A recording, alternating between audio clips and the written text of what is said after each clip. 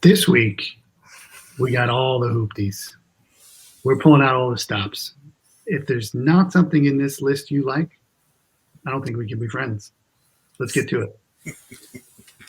Hooptie Joyride with Brian and Steve, all right. Hooptie Nation, welcome back. Collector, this is going to be fun. We've got a rapid fire episode. We got so much stuff to cover. I feel like I've had too much coffee. I'm talking too fast. How you doing? I'm doing well. Everything's going well, Dreamer. Yeah, the weather's nice. Ready for Memorial Day? I'm ready. Cool. Yeah, we've got a lot of rides. It is springtime for folks that are looking for maybe a new project, that special graduation gift, whatever it is. Again, we've got a lot coming. We're just going to bounce right into it. What do you think? Let's rapid fire through them. All right, my first pick, a 1976 Ford Maverick coming out of Salt Lake, $3,500. Again, $5,000 fictional budget to buy, fix, and get it on the road. This car, it's got a video of it running on the listing. It's a later model. They only made them from 70 to 77. Unfortunately, it's not the Stallion model, which was the cool trim on this, but was the first to introduce front discs.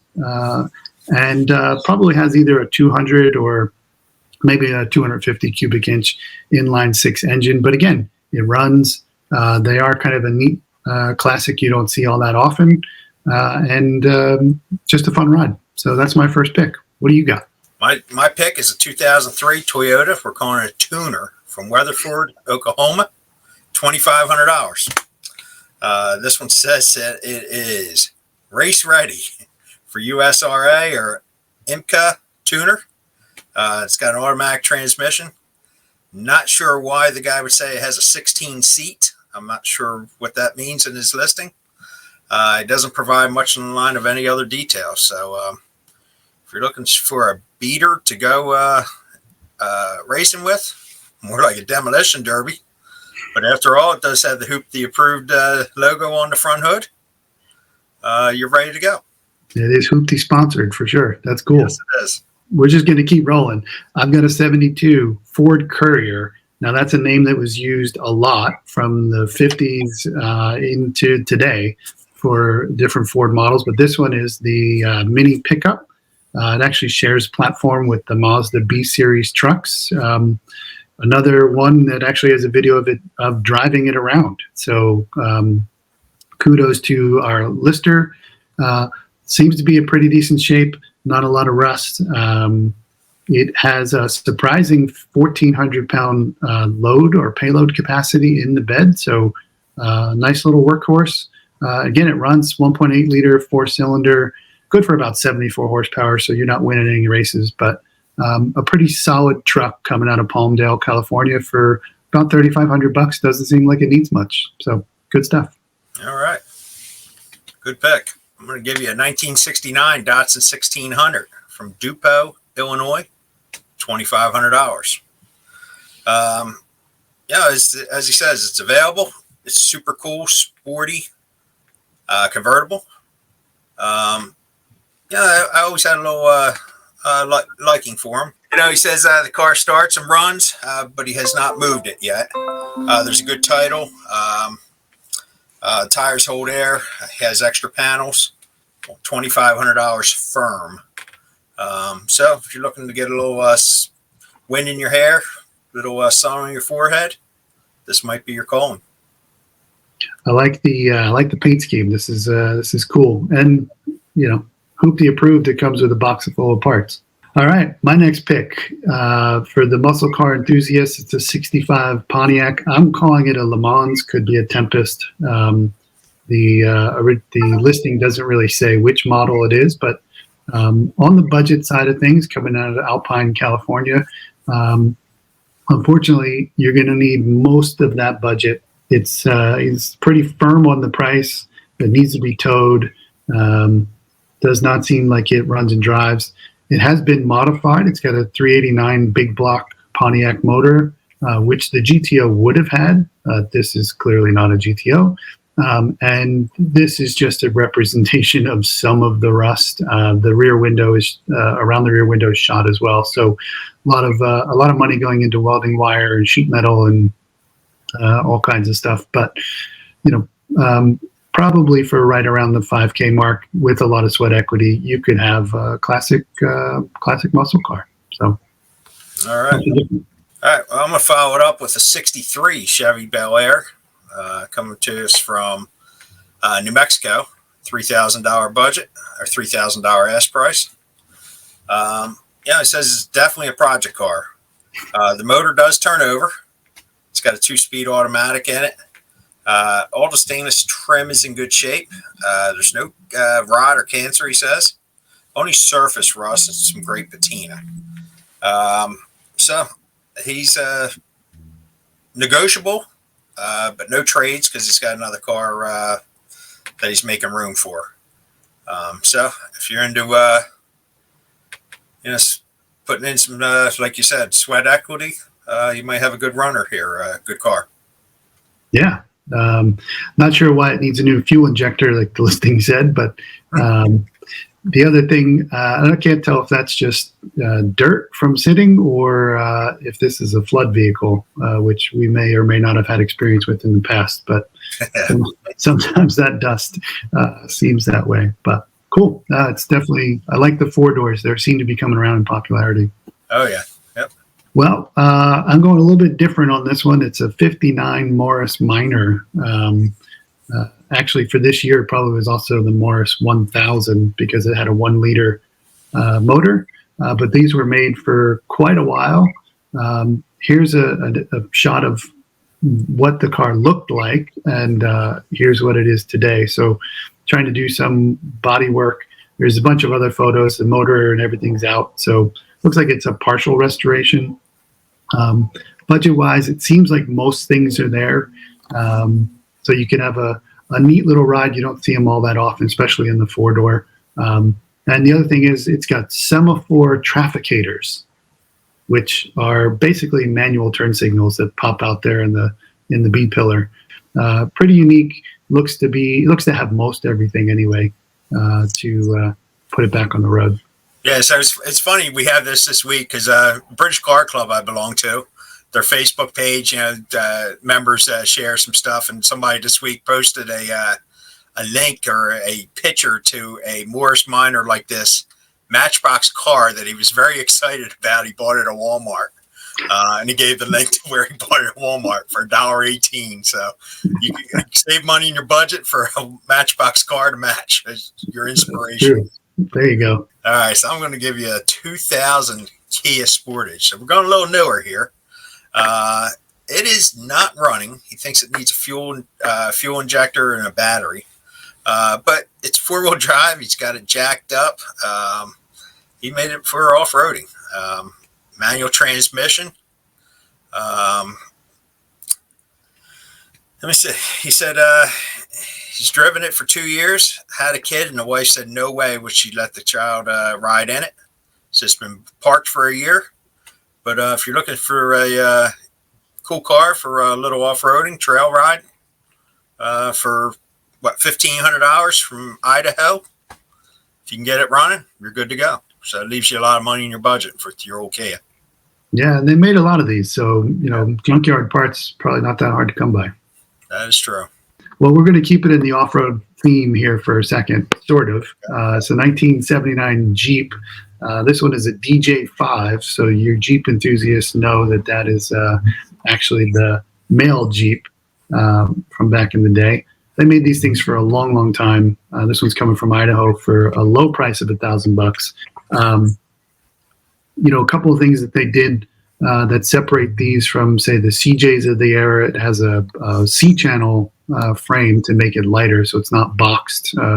So probably not the strongest of off-road vehicles. They also had manual steering. So interestingly enough, this probably has an Audi or Volkswagen sourced engine in this particular year. They sourced motors from all over, I guess, just to keep costs. But it is right-hand drive, so it is a true postal Jeep. No title, unfortunately, so maybe you're just going to use this to run around your ranch. But, again, I always thought these were pretty cool growing up.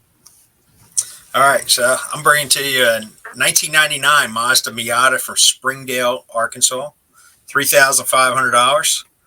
When you see the photo, it's not your everyday Miata. This one has been jacked up. It looks like it's ready for some off-roading.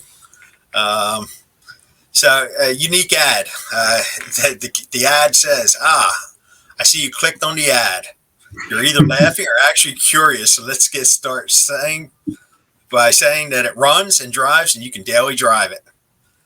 It'll attract more attention by bug-eyed people playing slots at the gas stations. So kind of a comical ad for a different vehicle.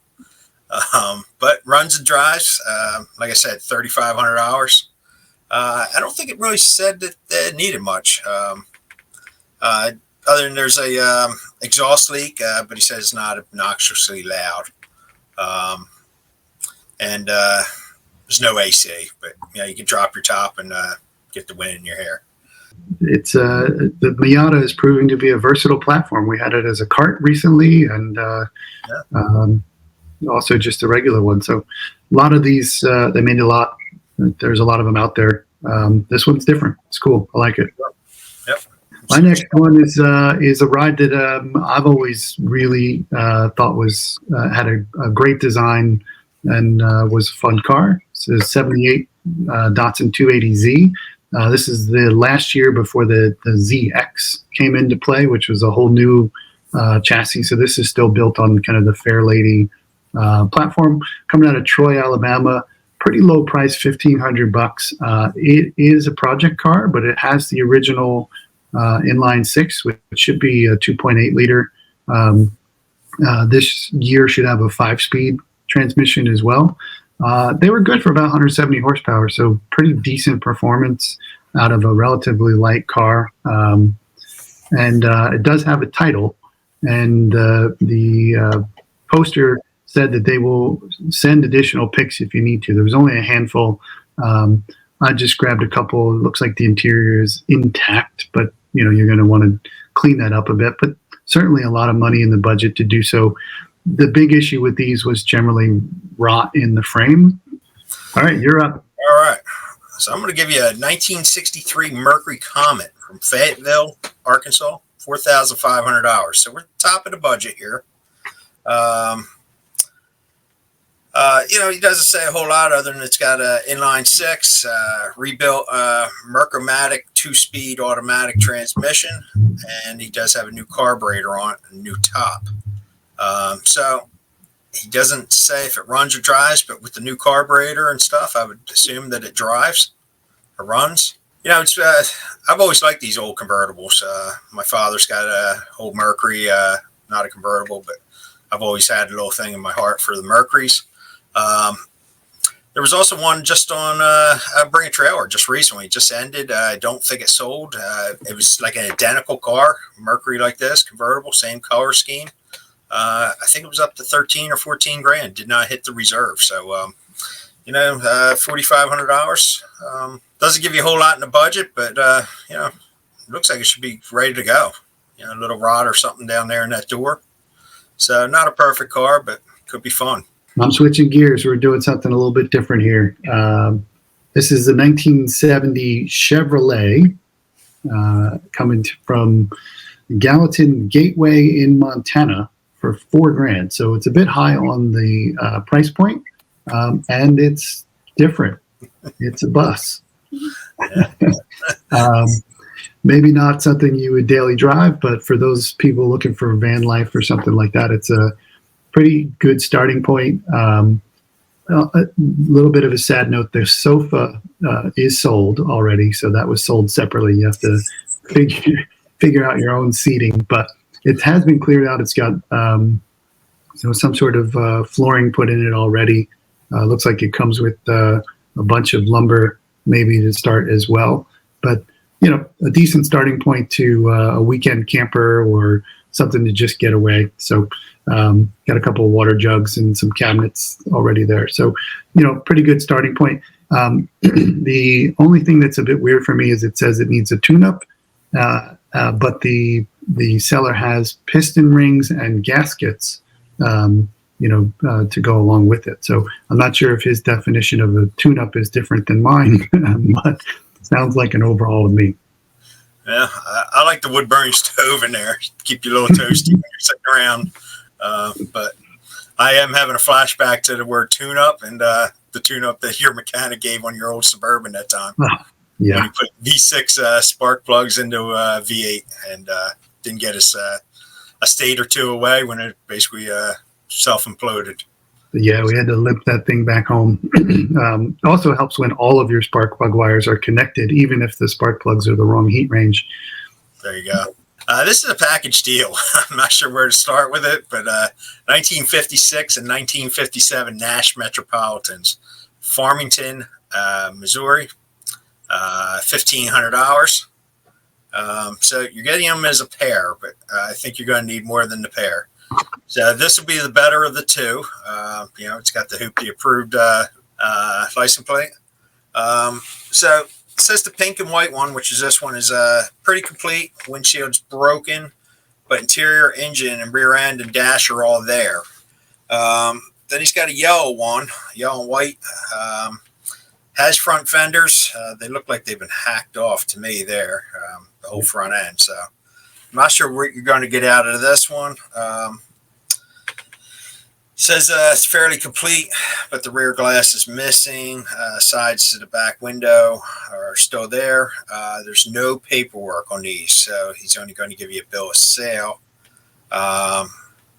Says give him a good home. Negotiable on price. He may be able to transport if needed for a little extra gas money. So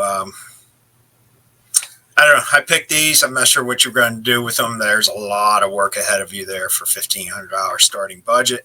If you have a little desire, you could have a cool little mini car, I guess we'll call it, to run around with. Yeah. So, all right. Cool. Let's see what else you got. All right. So I'm sticking with a little bit of a theme here. I'm not going to call it a full trend, but it's a 1999 GMC Shorty coming from Minneapolis. $2,500, so a little bit better starting point, although not as large a bus for you to start your van life dreams. This is, I believe, it's a Thomas body, the Minotaur version of this. Some of the paint's been done. You have, it looks like your choice of seating arrangements. There's a whole bunch of stuff included here. But a fully empty bus. It doesn't have a whole lot more information than that. It should have a 350 small block Chevy and probably a 350 or 400 trans. But there you go. It's a starting point.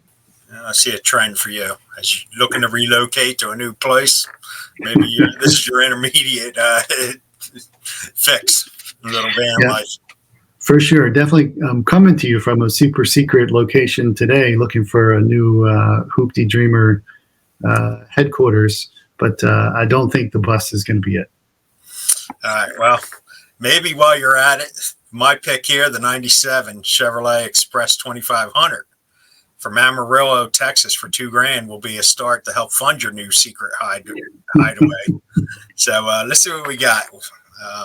Unfortunately, this is the only photo, but I thought it was pretty cool.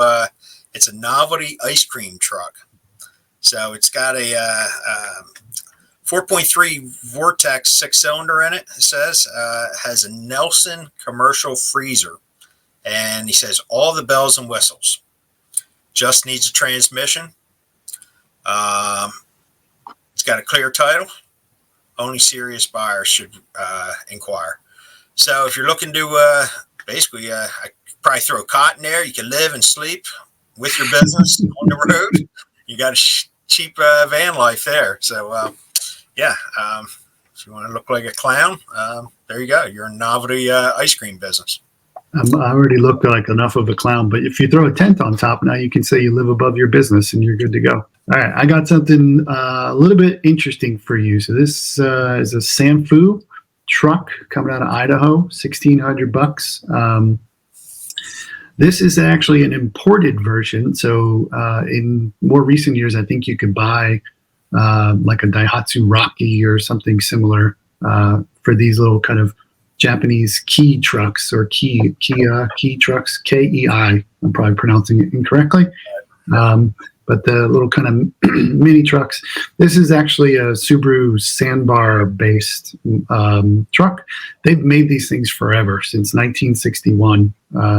They've made some version of these. This appears to be a third gen, so somewhere in the 73 to 82 range, which would give it a little 350 cc 2-cylinder 2-stroke but water cooled motor.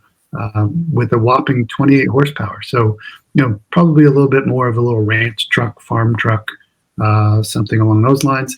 This says it was one of 18 imported to the U.S. And needs a little bit of work. It was bought as a project, but the seller doesn't have time for it. But cheaper than one of those John Deere Gators, I guess. Yeah, definitely cheaper than a side-by-side for sure. Yeah. Yeah, they're pretty neat. All right, so I'm going to give you a 1983 Porsche 944 from Belton, Texas, $2,200. It's another one of these stories. No keys, ran when parked. Tires are dry rotted. As long as the ad is up, it's still available, and he does have a clear title in his name. It looks like it's been sun-baked. As we talked about before, I had the 914. I've always liked these 944s. I've never owned one. This one comes to you with fresh with looks like a headlamp to sit there and work on it at night, and cigarettes when you're baffled on why you can't keep it running. So just for $2,200, you could be into a Porsche. I don't know what it would take to get it to run again, but he does have a clear title. So, it's cool. I mean, these are rear-wheel drive platform. The 944 did come in a turbo variant, right? That correct.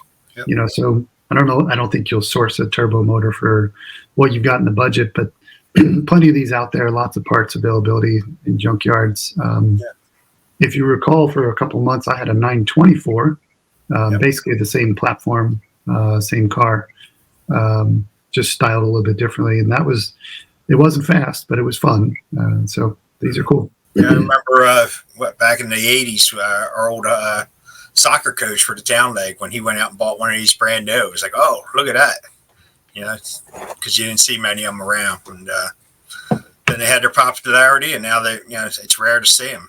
Now, I've got one that I think should be your pick of the week. From the car you learned to drive in and you were tooling around, back all those years ago.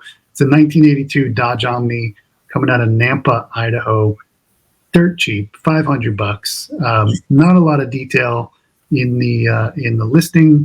This was Chrysler's first front-wheel drive and first economy car that they brought into the market from 78 all the way up to 1990. So these lasted quite a while.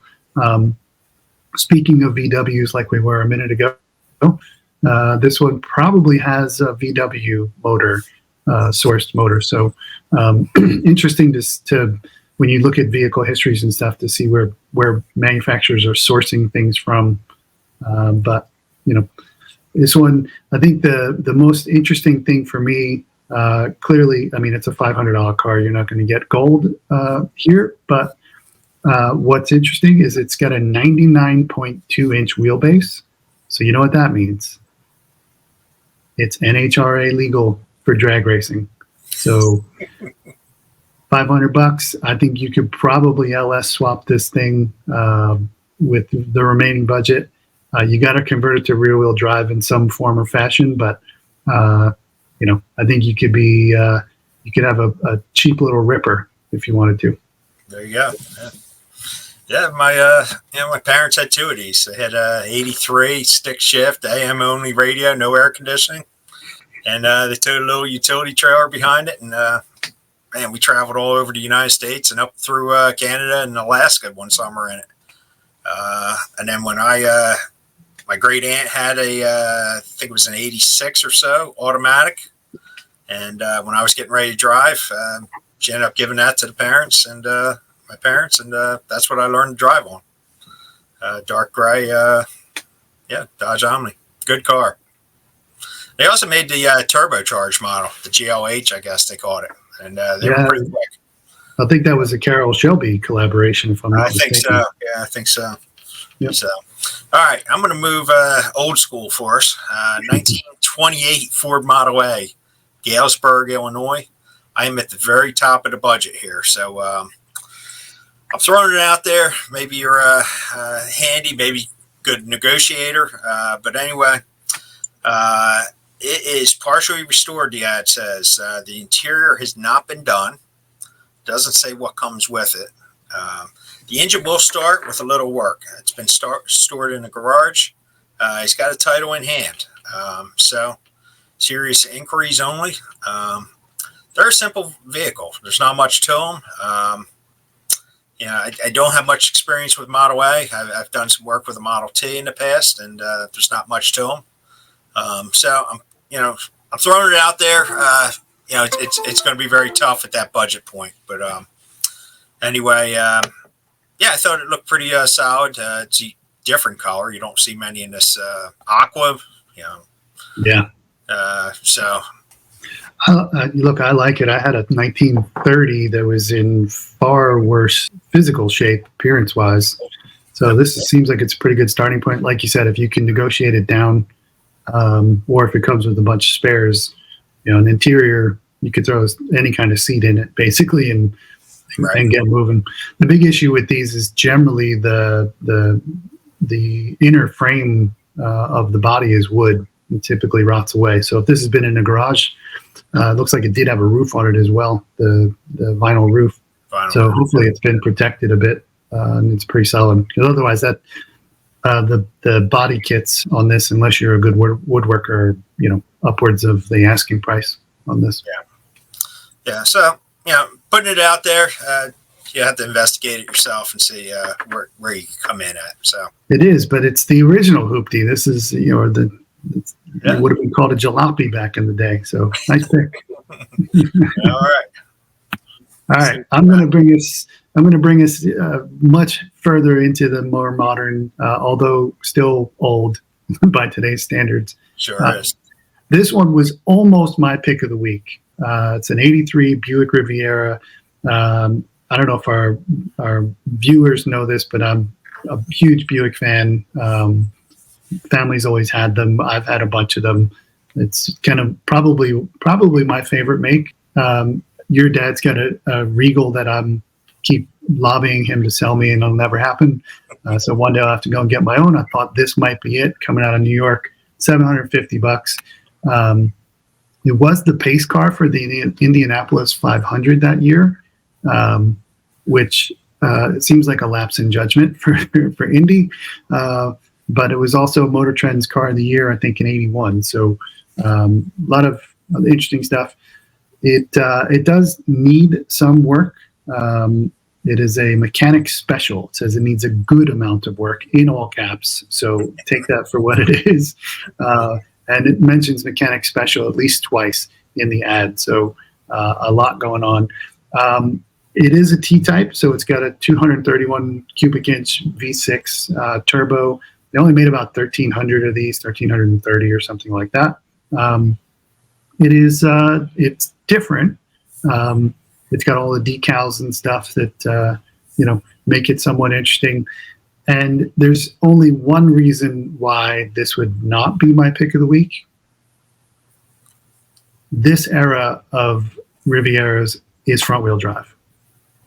It's a brief period in there from, I think, 79 to 84, where they used the Tornado platform, and these were all front-wheel drive, which to me is heresy for what should be a fun little sport tourer or something along those lines. So anyway, it's cool, but that kind of soured me on it for a little bit.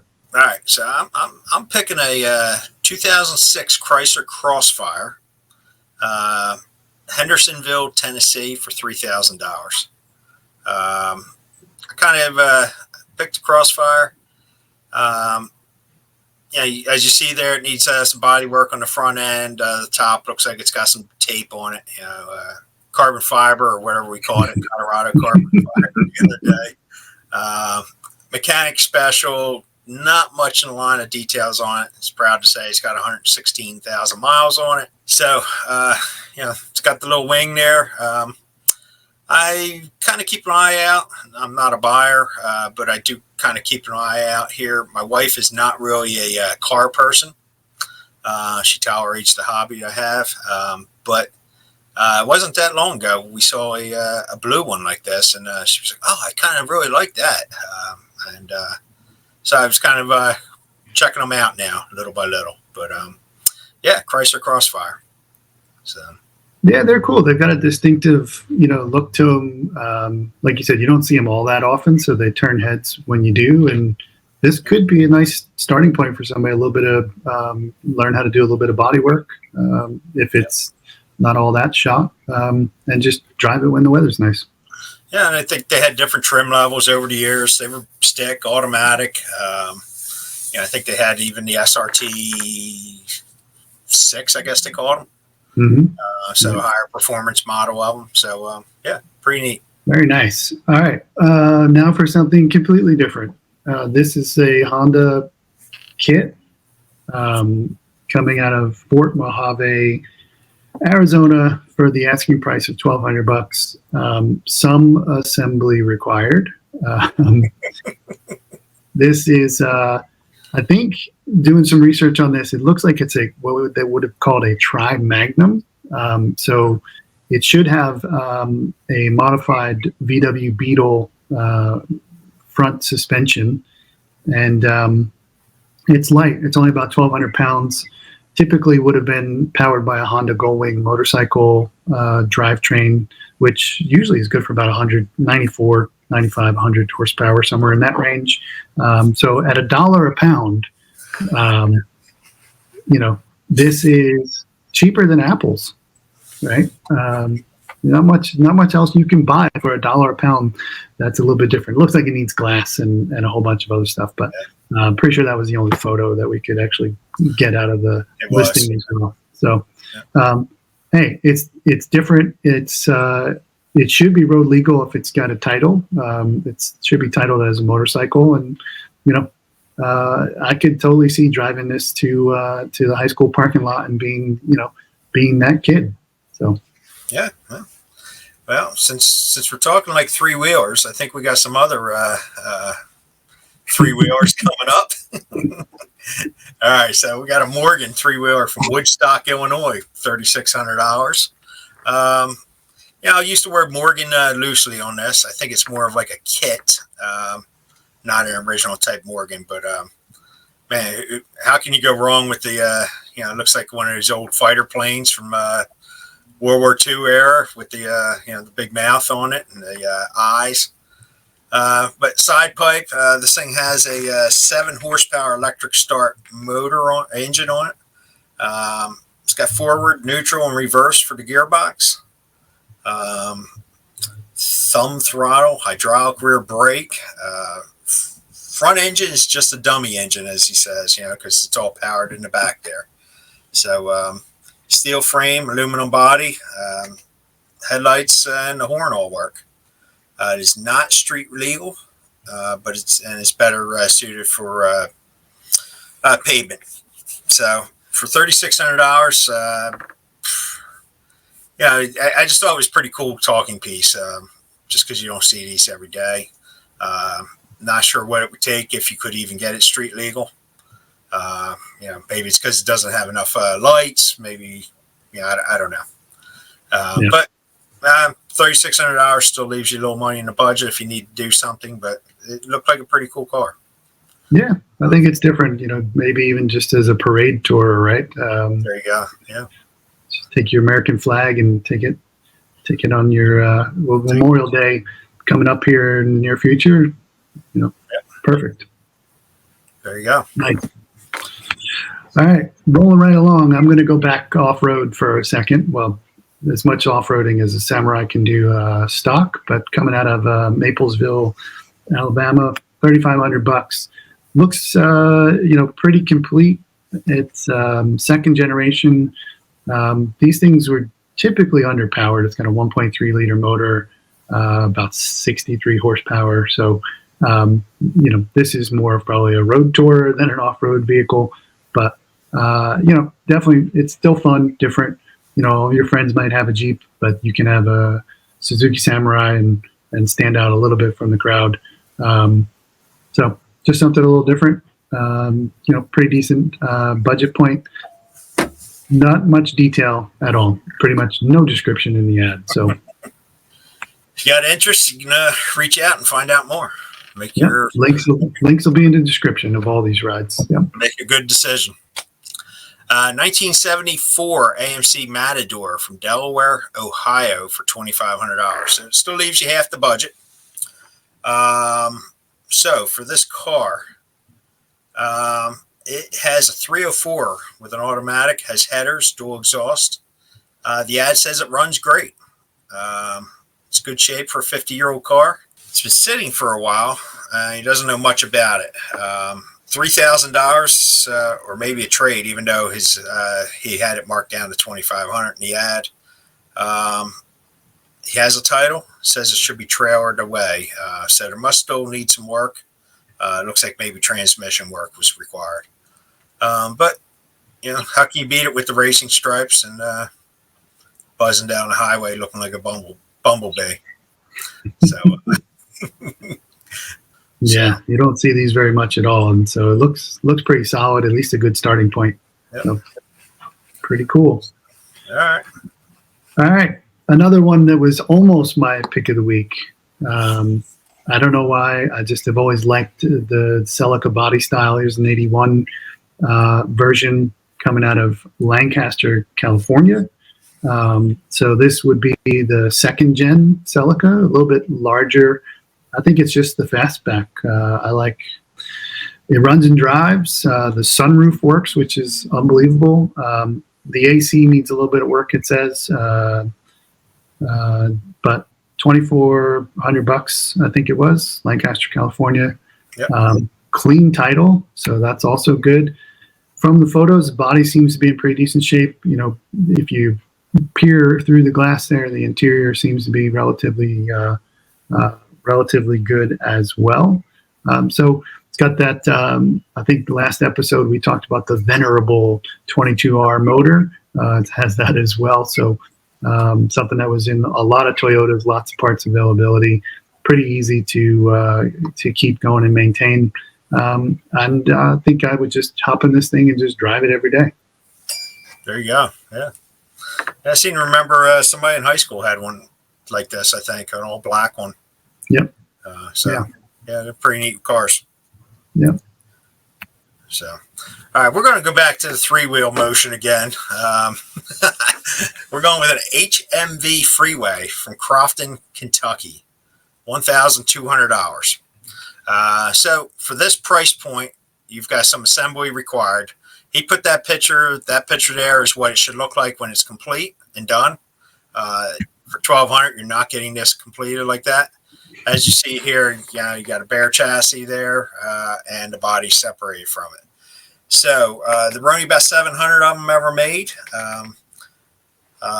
Good frame and body. It's missing the headlight. He believes that the rest is all there. So, they're street legal. You want to be different driving down the highway. Basically like a little motorcycle motor in there. I know there's another one currently on out there for sale down in Tennessee. They want $5,900, so that's over the budget, but it's complete and ready to go. So, you have your choice. You can go here for $1,200 and do some work yourself, a lot of work yourself, or up your budget, stretch it to $5,900 and have one ready to go. But they're still a pretty cool vehicle. Yeah. So it does look like it has everything. But, well, it looks like that's the motor there in the lower right of the right-hand photo. Yeah. So if you've got everything, looks like you could throw it together. Looks like the rear wheel is currently in the footwell. So yeah, it's an option. All right. So that brings us to my actual pick of the week. I am channeling my Hardcastle and McCormick dreams on this one. It's a 1975 Manta coming out of Lake Havasu City, although the car is actually located in California at the moment, but seems like it's probably close enough. This is pretty high on the budget, $4,500. It also looks like some assembly or at least some fastening of bolts and things, because when it's tied together with rope is always a interesting thing. But should have gull wing doors. This one I think is actually the Mirage, Manta Mirage, not the Montage, which had a slightly different look to it. Essentially, these were marketed as a road legal race car. So pretty cool. They're light, 1,900 pounds. Would typically have a Chevy small block and a Corvair transaxle, because it would be, I guess, mid-engined at that point. But, you drop a 350 in this with even 300 horsepower, and I think you're going to be screaming along, pretty well. This one does not seem to come with a motor or transmission. They seem to be Bluetooth because the drive shaft is just hanging here on its own. But you would wonder, well, how can this be my pick of the week at this price point?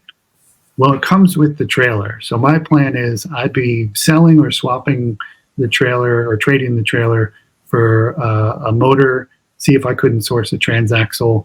And then it's just a ton of sweat equity for me to maybe grab a wiring kit and see if I couldn't put this together and get it going. But if you could, right around the budget mark, you've got something that you almost never see these days. In the 80s, you saw them maybe a little bit more, but these days you hardly ever see one of these. So that's me. That's what I'm doing for my pick of the week. What do you think? All right. I think you got a good pick of the week. I've always liked them. Yeah. Like you said, it's going to need quite a bit of work, get the drivetrain together. But you do have the trailer to swap off. And slight correction on my part. That's one of the looks like the half shafts, not the drive shaft, because this would be a transaxle that would drive both the wheels. So before, I'm sure that'll hit the comments anyway, but just realizing that snafu on my part. So, all right. Cool.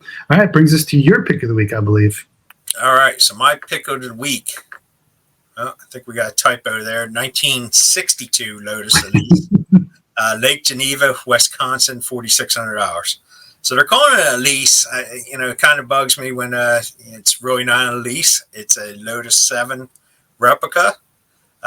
As you see, I'm the collector. I'm sitting in it, ready to roll. So this is a replica. It sounds like it's really been hand built. It's never been titled. It says you would have to get it classified as a home built vehicle to register and title it. It says he has too many projects unfinished. So when it's done, he says it should weigh about 1,400 pounds, and depending on what motor drivetrain you go with, you're just going to put out 100 horsepower. So you want to talk about a go-kart for the streets? Here you go. It has been constructed from 1-inch round chrome moly TIG welded tubing. It has a Ford Mustang 2 modified front suspension, and 8.8 posi rear end in it. It's currently set up for a 74 MGB engine, new everything, and transmission. Now, overall, this car is going to be hard. Once again, we're at the top of our budget, and it's like you said, it's 75% done. You've got to finish the drivetrain. While he says it gets set up for the MG motor, he's not including that in this. So you're gonna have to come up with a drivetrain yourself, or you can negotiate with him for the motor that he does have for it.